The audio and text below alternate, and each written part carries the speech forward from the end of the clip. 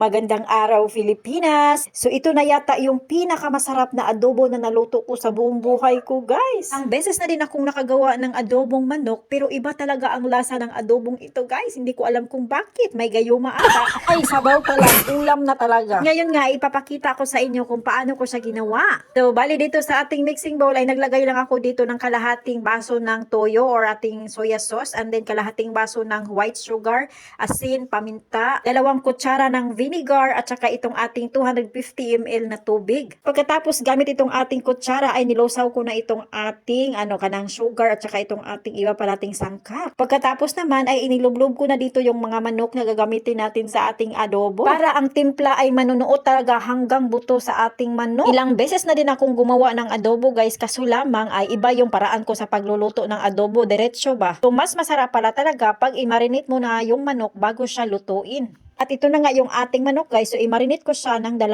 oras. At ayan, nakalipas nga ang 2 oras ay sinimulan ko ng magluto. Dito nga sa ating malinis at mainit na kawali ay naglagay lang ako dito ng mantika or oil. Pagkatapos ay sinunod ko namang nilagay itong ating sibuyas. Usual, sibuyas na puti ulit ang ating gagamitin. Pagkatapos ay inihalo-halo ko ito, ginisa hanggang sa maging slight brown na yung kanyang kulay. Pagkatapos kong nilagay itong ating bawang at sinunod ko naman ding nilagay itong ating manok. Bali, hindi ko muna nilagyan ito ng sabaw dahil nga ipiprito ko muna itong ating manok hanggang sa maging ganyan na nga yung kanyang kulay. Medyo may pagka-brown na ba. Sa ganitong paraan na pagluluto ng adobo, guys, ay masasabi ko talaga na masarap pala yung resulta. Baliktad mo lang siya, no, para naman maluto yung kabilang side. Nung sa tingin ko nga ay okay na siya, sinunod ko namang nilagay itong ating presko ng dahon ng laurel, guys. Dahil nga naubusan na ako nung tuyo na laurel, kaya itong presko na lang yung aking gagamitin. Pagkatapos ay sinunod ko namang nilagay dito yung sabaw na ginamit natin sa pag-marinate ng ating manok kanina lamang. Pagkatapos ay tinakpan ko lamang ito at makalipas nga ang mga ilang minuto ay binuksan ko na ito at ito na yung kanyang hitsura.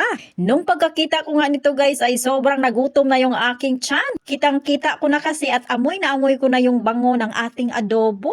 By the way, guys, kaya pala medyo naglapot itong ating sabaw kasi naglagay pala ako dito ng kaunting harina ba, tinunaw na harina. Kaya medyo lumapot yung natin, no, yung texture ng ating sabaw dito. Dahil nga nung binuksan ko ito ay hindi pa luto itong ating manok, kaya tinakpan ko ulit at niluto ko ulit siya ng 10 minuto. Makalipas nga ang 10 minuto, guys, ay ito na yung kaniyang hitsura. O diba, guys, lutong-luto na talaga ito, guys. At sa puntong ito, hininaan ko muna yung apoy kasi tikman muna natin kung sakto na ba talaga yung lasa at yung lambot ng manok. Nung tinikman ko nga siya, guys, ay sobrang namangha ako sa lasa dahil sobrang sarap talaga niya. Saktong-sakto lang siya sa timpla, hindi maalat at medyo manamis-namis din. Kaya pinatay ko na dito yung stove, guys, kasi okay na at luto na yung ating adobong manok. Totoo lang, guys, hindi talaga bero kung ikaw ay nasa ibang bansa tapos mag-crave ka ng mga pagkaing Pilipino and then wala ka man lang mabilhan. Kailangan mo talagang matuto sa pagluluto kung paano gawin or paano lutuin para man lang kahit papano ay maibsan yung kalungkutan, maibsan yung